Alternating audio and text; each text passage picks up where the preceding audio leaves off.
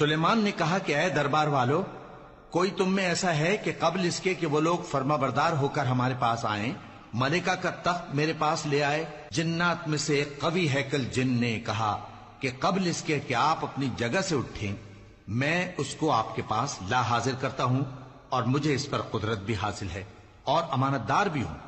ایک شخص جس کو کتاب الہی کا علم تھا کہنے لگا کہ میں آپ کی آنکھ کے جھپکنے سے پہلے پہلے اسے آپ کے پاس حاضر کیے دیتا ہوں۔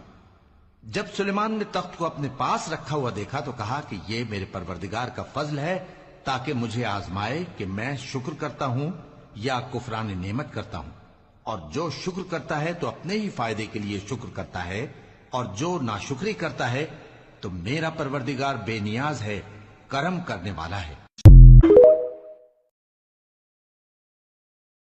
سلیمان نے کہا کہ ملکہ کے امتحان عقل کے لیے اس کے تخت کی صورت بدل دو، دیکھیں کہ وہ سوج رکھتی ہے یا ان لوگوں میں سے ہے جو سوج نہیں رکھتے۔ پھر جب وہ آ پہنچی تو پوچھا گیا کہ کیا آپ کا تخت بھی اسی طرح کا ہے؟ اس نے کہا کہ یہ تو گویا ہو بہو وہی ہے، اور ہم کو اس سے پہلے ہی سلیمان کی عظمت و شان کا علم ہو گیا تھا، اور ہم فرما بردار ہیں۔ اور وہ جو اللہ کے سوا دوسروں کی پرستش کرتی تھی، سلیمان نے اس کو اس سے منع کیا کہ وہ کافروں میں سے تھی۔ اس کے بعد اس سے کہا گیا کہ محل میں چلیے۔ جب اس نے اس کے فرش کو دیکھا تو اسے پانی کا حوض سمجھا اور کپڑا اٹھا کر اپنی پنڈلیاں کھول دی۔ سلیمان نے کہا یہ ایسا محل ہے جس کے نیچے بھی شیشے جڑے ہوئے ہیں۔ وہ بول اٹھی کہ پروردگار، میں اپنے آپ پر ظلم کرتی رہی تھی، اور اب میں سلیمان کے ساتھ اللہ رب العالمین پر ایمان لاتی ہوں۔ اور ہم نے سمود کی طرف ان کے بھائی صالح کو بھیجا کہ اللہ کی عبادت کرو، تو وہ دو فریق ہو کر آپس میں جھگڑنے لگے۔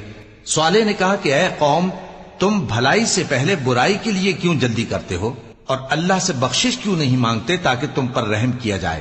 وہ کہنے لگے کہ تم اور تمہارے ساتھی ہمارے لیے برا شگون ہیں۔